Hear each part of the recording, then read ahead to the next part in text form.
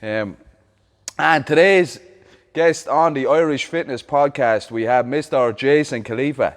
Jason is a games athlete. He won the second ever games in 2008. He also owns NC Fit, which is an international chain of CrossFit gyms. He is an author and just an all-around good dude and athlete. Jason, how are we, buddy? How's things? Good. Thank you very much for having me. I appreciate it. Really appreciate you coming on, buddy. I know that I'm sure you're super busy now at the moment with all this chaos going on in the world and the amount of gyms that you have and stuff like that. I'm sure you have a lot of moving parts going on at the moment. How are things at the moment over in America? I mean, I live in California, and so California is a very unique state to live in because we're probably going to be one of the last people to reopen. And that's just part of being here. Is that the government's probably gonna keep us closed for a while, and we're aware of that, and so we've had to pivot our business big time. But the good news is the family's healthy, and we're just rolling with the punches. That's it. That's all we can do. Yeah. And as far as dates for your reopening, did they give you any idea at all of when you can expect to actually open the brick and mortar gym again? It's really difficult because you and I were talking a minute ago and you said, oh, well, Ireland's going to open it up so we could have 4 people come into the parking lot and work out. And for us, I don't even know if we would even do it if that was an option, meaning our members, we have so many members that if we try to accommodate 4 people, it'd be very difficult. And then even if we did accommodate 4 people, their experience would be so far different with what they were used to. Is that even something we're interested in doing? Or should we just stick to our current game plan and wait until we could actually open? So for us, we're kind of going slower before we go faster, meaning we're going to take our time. And once the state says we can reopen, we're still going to wait another month. This way, public perception increases. People become more comfortable. So when we reopen, it can be most similar to the way it was when we closed. Yeah, I get it. I do get that. As I said to you, we have a few like die-hard members and stuff like that just want to come back around and stuff like that. But the most of our members are playing it safe still, and they're appreciating the online effort that we're making. What way did you go about pivoting to online, Jason, in terms of your business model?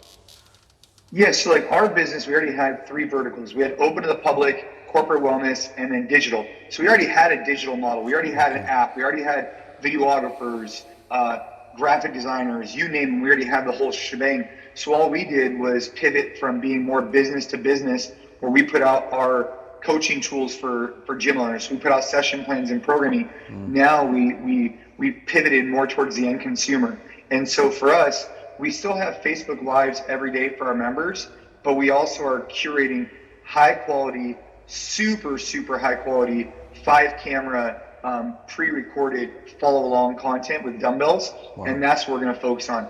So that's the main core that we're getting to our members. And then the lives are just like a value add. But we're not trying to build a business off Zoom and Facebook Live, because there's just too many variables that start to get messed up, like internet connection, audio. And so we're going pre-recorded as the meat and potatoes, and then the community engagements through the lives. Okay, so your members will receive like pre-recorded videos sent to them, will they? And they can do the workouts when they want. Yeah, so we have an app that we use, and they get like a lot of workouts. They get like 6 daily options, probably too many options, plus a mobility track from our friends at the Ready State. And it's all pre-recorded, high-quality content, and they get to use that. And so when we shut down, we basically said, hey, to keep your membership as is, everybody was put on hold. Everybody, all thousands of members were put on hold. Wow. And our revenue went like, choo! Yeah. And then you either had to opt in for a membership at $200 a month or whatever it is, where we will refund that money to you once we reopen. So if you decide to keep your membership active for $200-300 a month, when we reopen within X amount of days, we'll refund that to you with a credit while you supported us. Or you could pay us $40 a month and just get our digital tools. And the reason why we went with this route is that we feel like this was a sustainable route. Instead of continuously trying to charge our people a couple $100 a month, we didn't want we wanted the service we were providing to be in alignment with how much they were paying. That makes sense. We did something similar here in excuse me, CrossFit Warford. We said to our members, if you want to continue to pay the price, that's fine. But here's another structure that you can go to, so it's a reduced membership. Because at the end of the day, you know, it's not exactly the same service. If you're training at home in your sitting room or in your kitchen, in your garage or whatever, it's not the same as being in a physical location and having a coach there to critique you and all that kind of business. But most of our members seem to respond very well for it. And how did you guys get on with that? Was there a big drop off or whatever, or did people respond well to the fact that you offered the $40 a month? Yeah, I mean, we're talking about thousands of members, so it's a wide audience.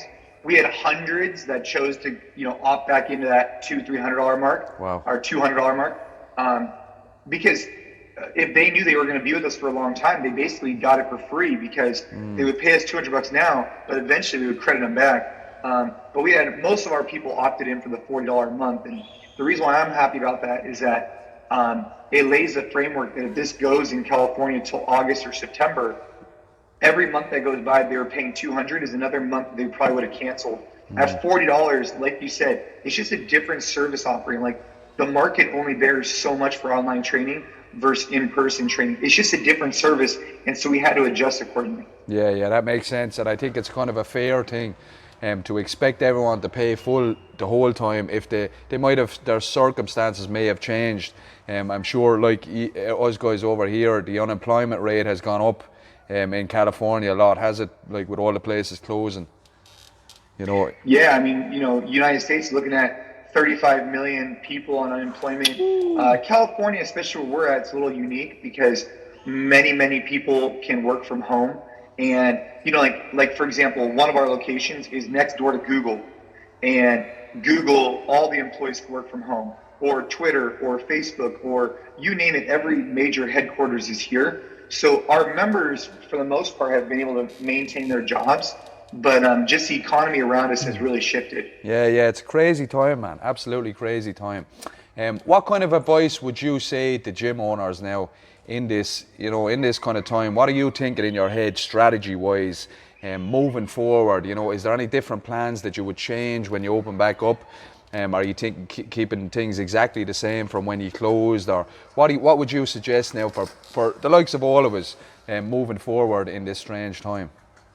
Well, I think for us, we've shut down a lot of locations. We had a new location under construction when this happened, and I think every owner needs to realize, where do I want to be 2 to 5 years from now? And right now, it's like the Wild Wild West. Anything you want to get done, just do it right now. If you wanted to pivot your business model, if you wanted to increase, if you wanted to have class reservations, if you wanted to maybe, renovate, if you wanted to remove a staff or hire a staff or whatever, right now is the time to do it because it's like the Wild Wild West, and you could really take a deep down approach, like where do I want to be 2 to 5 years from now, and is me coaching 7 hours a day every day for the last 3 years something I want to be doing? And they need to do a deep evaluation on, is their business really going to be successful coming out of this? And if it's not, you need to pivot, they need to shift. I'd agree. It's kind of like a golden ticket almost, if you look at it in a positive way. We can basically do anything we want now. We can make any changes we want, and no one can say anything if you wanted to. You know what I mean? Now, some people want to go exactly the way back to the way they were, but I'm sure a lot of people are saying, Jesus, thank Christ now that we have some kind of an opportunity now to change things and all that kind of stuff. You know what I mean? Yeah, class reservation is a great example. Or, the programming, for example, we wanted to shift more towards our NCX program. This is a great opportunity for us to do that instead of our Metcon class. There's just a variety of things that we could do as a business where people are going to nod their head and be like, okay, like we're basically level setting. We're starting over again. Yeah. And what are you saying to your clients, like in terms of training? Are you saying, look, lads, are you getting on to them and trying to keep them positive and say, look, you should be training every day and it's not going to be forever? How are your clients reacting to being stuck at home and not being able to come to the gym? Do you talk to many of them, or do the coaches check in with them? Yeah, this is a very difficult situation for everybody for a variety of reasons, especially if you come from a broken home that's challenging, if you're in your house and there's a lot of stress, it's very, very difficult. And what we're trying to preach to our members is just remain consistent, get in some type of movement, I mean, like my daughter and I just got done riding the bike. She sweat once a day, right? And I think that's really important from an energy perspective, that everybody's going to be stressed, and using exercise as a stress outlet is critical. And so that's something we've been preaching to our members, and just doing the live workouts and doing the pre-recorded follow along has been very successful for people to feel like they're still a part of something. Yeah, I agree, man. I think now more than ever we see the importance of training and taking care of ourselves. Like I'm not sure if you saw the video the HQ put up there yesterday or today. They basically spliced up a load of news people and doctors saying how the people who are most at risk are the people with obesity and diabetes and all that kind of stuff. And then they went on to a video of Coach Glassman talking about what we do in CrossFit and how beneficial it is. What did he call it? The elegant solution to the world's worst problem or something. Yeah, so but it was a good one. It was nice to see that kind of reinforced and stuff, you know what I mean? And are you still keeping, I contacted you there a couple of months ago. I know that we couldn't do it until now. You were quite busy, and then this exploded. I was just after finishing your book, AMRAP Mentality. Are you still keeping that mind frame now with everything that's going on? Are you trying to segment out your day and keep that way going?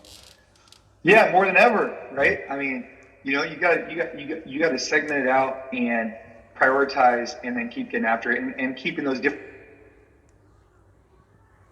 All of those things are so helpful, and absolutely that's what we're leaning on. Yeah, 100%, man, 100%. Really enjoyed it. Shane wants to ask you about one of your programs that you've introduced. Yeah, so Jason, I saw something I came across on Instagram. I think it was only this week. It was like an advertisement that you were doing, but it was Gas on the Mat, I believe it was called. Something I haven't seen before. Oh, that's for jiu-jitsu, yeah. Do you roll jiu-jitsu? No, I was just interested in it, and I saw that the kind of jiu-jitsu community was kind of latching on. We're big MMA fans, Jason. We're big into MMA. I wouldn't call myself a jiu-jitsu player or anything like that now, but I thought it was interesting. So what does that kind of, I think there's a lot of parallels between like martial arts and CrossFit, and I think a lot of people like who are involved in CrossFit are kind of into that kind of jiu-jitsu and martial arts as well. So can you explain to people kind of what that is and what the program entails and stuff? Yeah, I mean, that was just a collaboration that we did with our friends over at BJJ Fanatics, where I've been doing jiu-jitsu for a very long time, and I just wanted to bring to that community some really good strength conditioning program. And so I did like an in-depth series on a variety of different movements, and that's really geared towards the jiu-jitsu community, trying to bridge the gap between CrossFit, quote, strength conditioning, and jiu-jitsu, because there's so many people that roll jiu-jitsu that if they had some strength conditioning, they'd be light years ahead, and the vice versa, right? You have all these people that do CrossFit who have zero notion of any form of martial arts. So I think it's a great bridge. Yeah, exactly. And I just think like that kind of favors the same type of person. Like Tom came from that side of things. I've done it for a while as well, the martial arts, mixed martial arts and stuff like that. And I know I've even recommended myself a lot of people into this gym who are in jiu-jitsu, and I want to do some kind of strength conditioning. I just don't know where to start. It's a must. Right. If you're in any kind of combat sports, something like CrossFit strength and conditioning is an absolute must. It's very similar, if I came from a martial arts background myself, Jason, and my traditional way of training would have been long runs and then the bodybuilding stuff, benching and a little bit of squat and maybe some deadlift and pull-ups and things like that. But in 2009 then I was in Australia, and I discovered CrossFit, and I couldn't have believed I was amazed the difference in me, being conditioning for striking. When I was hitting the pads, when I was sparring, when I was on the bag, I couldn't believe the gas tank that I had from just doing regular CrossFit workouts. It was phenomenal. Oh yeah. Were you doing Muay Thai? Yeah, I was doing Thai boxing and kickboxing, and I kind of I was signed up for a pro. I had a few fights over here and stuff, but went to Australia, signed up for a pro fight over there. And as I said, it was just all long runs and bodybuilding and stuff. And when I started training, within a couple of weeks, everything just shot up. Well, specifically for Muay Thai, Jiu-Jitsu and Muay Thai. Muay Thai, let's talk about that for a second. I mean, you're talking about these large, powerful kicks. To be able to learn how to incorporate your hip more through cleans and snatches and thrusters, the power transfer that goes in your posterior chain that then drives into a Thai kick or whatever you want to call it, I mean, is incredible. And that same thing transfers over to jiu-jitsu really, really well. You're talking about sit-ups, sweeps, and and variety of different things. I mean, grip strength from doing pull-ups and the reality is that when you're doing Muay Thai, Jiu-Jitsu, or any other sport, you identify a singular modality. So let's just take Jiu-Jitsu. The problem with Jiu-Jitsu, and I don't know if this necessarily applies as much for Muay Thai, but mainly Jiu-Jitsu, the better you get, the easier it becomes. Because you're so talented, you can roll with someone who's actually quite good, and you're so much better than them that you'll just use their energy to convert it, and you'll get them in a position where you're just like sitting on top of them, as an example. And what happens is when you become a black belt, to get that cardiovascular conditioning, you almost need to do something outside jiu-jitsu because you're so talented in jiu-jitsu. Yes. You know when to rest and how to rest. Whereas CrossFit, there isn't that, right? And so now when you get that gas over here and you bring it back on the mat, when you roll with someone that's similar skill level to you, you just dominate them. Yeah, I get you. Like, people become so efficient at their sport that they stop using as much energy. They rely more on their skills, and that affects their conditioning then. Whereas if you brought in something like CrossFit, it can still keep their conditioning as high. You don't need to work as hard when you're better at something, I think. That's right. That goes across the board, doesn't it? Yeah.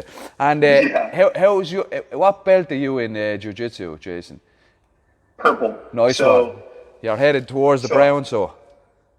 I don't know how familiar you are with the Jiu-Jitsu mat belt system, but it's a little bit. White, blue, purple, brown, black. Nice one. Any sign of you going for your brown soon, or it's probably going to take a while, I suppose, after this? It will. I had just recently, a little bit ago, got my purple, and you know the way the belt system works, man. It's earned, not given. Yes.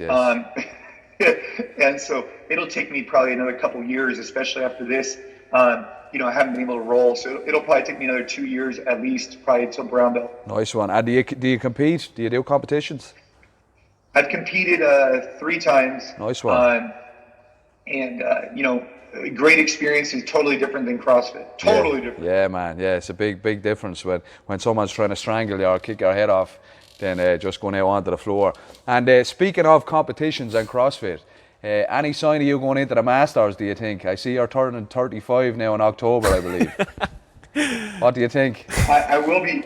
No. No? No, Jesus, Jason. Why not? I did the invitational. I saw that, yeah. So I went back and did the Rogue Legends Invitational. That was fun. That was something I was really looking forward to. But I really don't have a desire to go into Masters. When you want to compete, especially how much I've competed in my life, or even for you in pro, semi-pro, kickboxing, when you go back into it, you go into it with a mindset like for the Invitational, it was the mindset of like, hey, I want to go prove myself I can get back there and perform well and this and that, but I also want to be a contender. I want to be a contender, and I want to have the mindset to win and contend, right? Yes. And I just don't have that mindset for a Masters fitness competition right now, right? I don't have the mindset I want to be dominant, I want to contend, and I want to win, for example. And so because I don't have that mindset, I don't even want to get myself in that. Yeah, if you're going into that 35s, you'll be wanting to be on the podium, I'm sure, every year. And if you want that's to not contend. happening, yes, I get you. And hang on, I just want to ask about that Legends Rogue event. Was, I think, one of the best things kind of happened in CrossFit in kind of recent years. It was like, class, as a fan point of view, it was just phenomenal to see Rich, you, and guys like that, and Dan all out together on the floor. How was that experience for you? And do you think you'll go back again? I know it got called off. That was great. Yeah, I mean, going into it, I really had, like I said, a couple goals, right? Look good with my shirt off. Hey! I don't think you'll ever have a problem with that.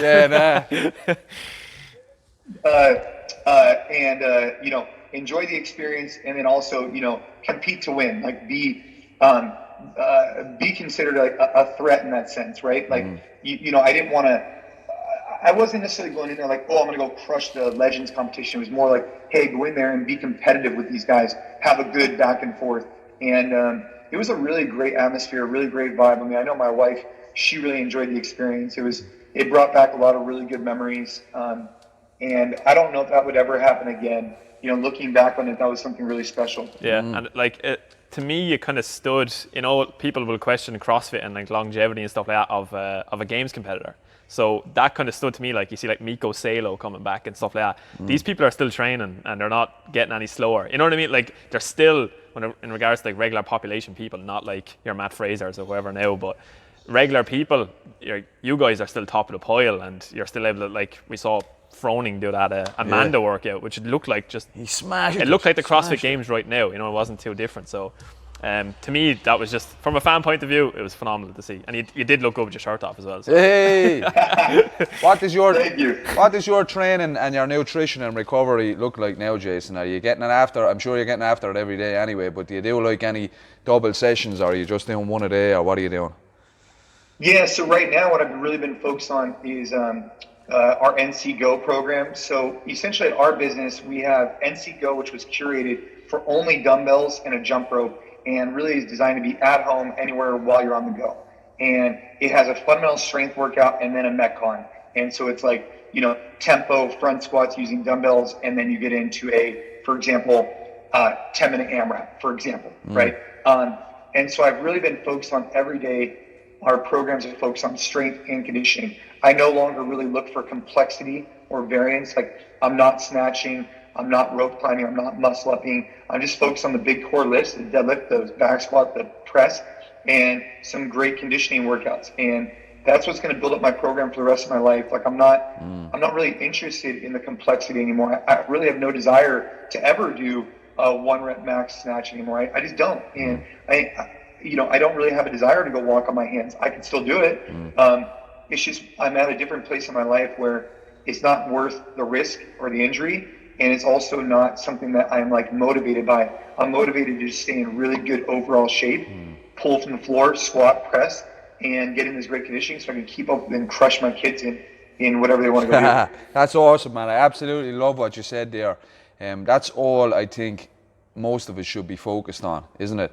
Like just getting up every day, trying to do something that is going to keep us longevity wise. It's going to keep us strong. It's going to keep us healthy. And we don't need to focus on a load of technical stuff unless you're competing or you're really into the competitive side of things. I think most people's goal, Joe Soap's goal, should be just to extend their life and just to be, like you said, do something with your children, or be able to go out and on the bike or climb a mountain or whatever it is. I think, isn't that the way we all should be looking at things now? Yeah. I mean, and my mindset's shifted, right? I mean, back in 06, I would go on YouTube and try and battle with guys like OPT, 06, 07, 08. I win the CrossFit Games. I'm as dedicated to the sport of fitness as you can possibly get for the next 8 years. And, people grow, people evolve. I mean, look, I'm 34. I got into this sport when I was 20, and if you don't evolve, if you don't grow, if you don't change, what was doesn't necessarily need to be what is, and our members have changed. When I opened the gym, let's just say our average member was 25, 30 years old. Well, now that person is, 35, 40 years old. They have kids, they have this, they have that. The clientele has shifted too, and that's okay. Yeah, I agree, man. I agree. Same here. We have kind of an older membership. I'm 39 now in a couple of weeks, and most of our members are kind of 30 plus, aren't they? Yeah, I mean that's definitely our target market, I think. Yeah, it was when I started first, when I came back here first to Ireland in 2010. I was in my late 20s, and it was all about forging elite fitness. That's what my motto was, and that's what I wanted to get to Ireland and get to the surrounding area and stuff like that. But like you now, my focus has changed. I still like to do the open, and I might do a few competitions or whatever, but nothing serious. Just kind of enjoying life and enjoying being fit and coming into the gym every day and seeing, what would I like to do today, instead of saying, okay, I have 4 pieces to get through. You know what I mean? I'm not really into that at the moment, but I think that is the way to go for most people.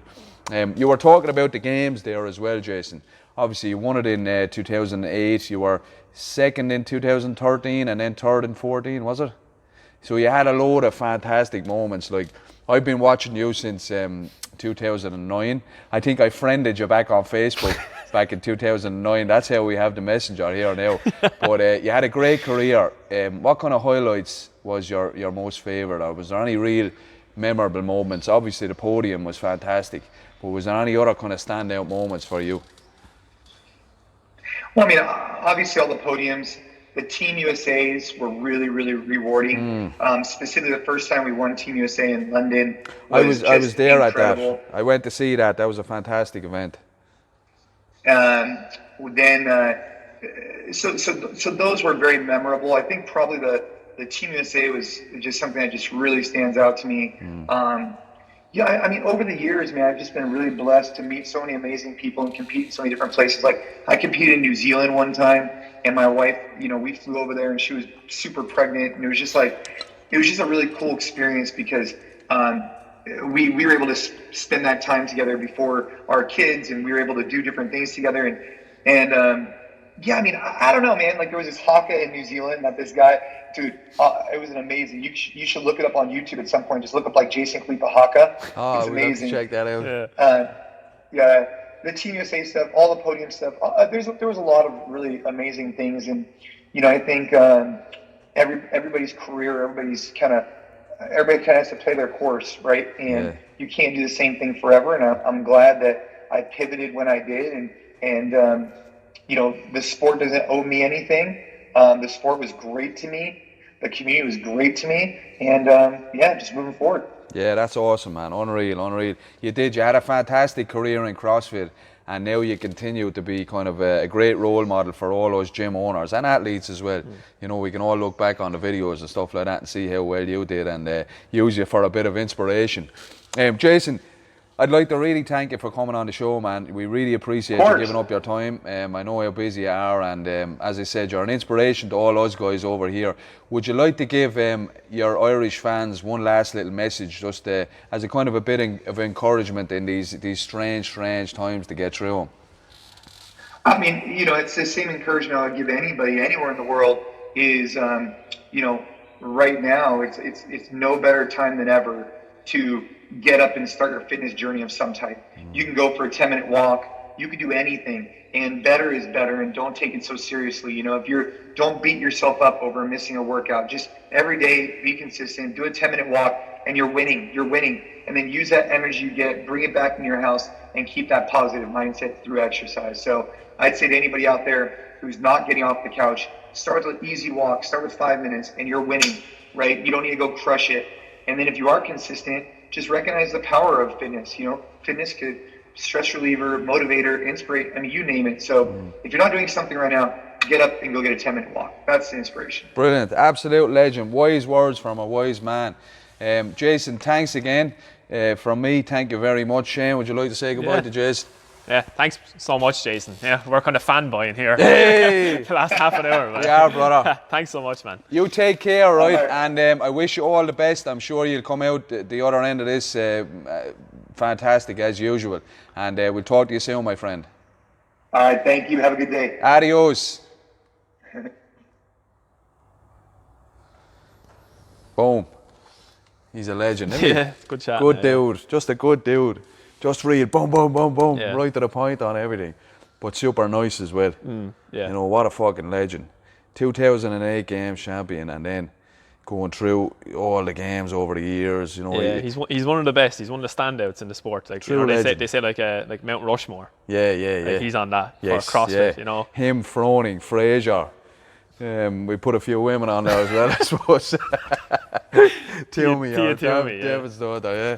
But what a legend! What a legend! Really enjoyed that. I was only forgot to ask him as well, but I think everyone kind of knows about it. Yeah. He's probably sick of talking about it. But when he did, there was like the Burden Run. Remember that one? Yeah. They brought him out to Camp Pendleton in California, which is like an army base. Oh yes, yeah. And they had him running like stupid amount of miles. Yeah. And there was one then they did in the stadiums where they run outside and come back into like the soccer stadium. Yeah. The Burden Run. They carry a big Yes, log they as well. carry the log. Yeah, that's right. I think that was probably his like best finish, I'd say, in a workout as well. Monster. Do you remember the time there was one it was in maybe 2009, they had to do the trail run and then the deadlift, but he collapsed on the trail run and he was coming back in. They had to peel him up off the floor, but he got up and he still went on and he fucking pulled a big massive load then off the ground. What a legend. Crazy, what an absolute legend. Right guys, that's it for another episode of the Irish Fitness Podcast. we will be back. God only knows when. in a few weeks, probably. We'll have somebody. Yeah, we'll have. We're trying to get Greg Glassman on, so we'll see what happens. Or Matt Fraser. Until then, folks, take it easy.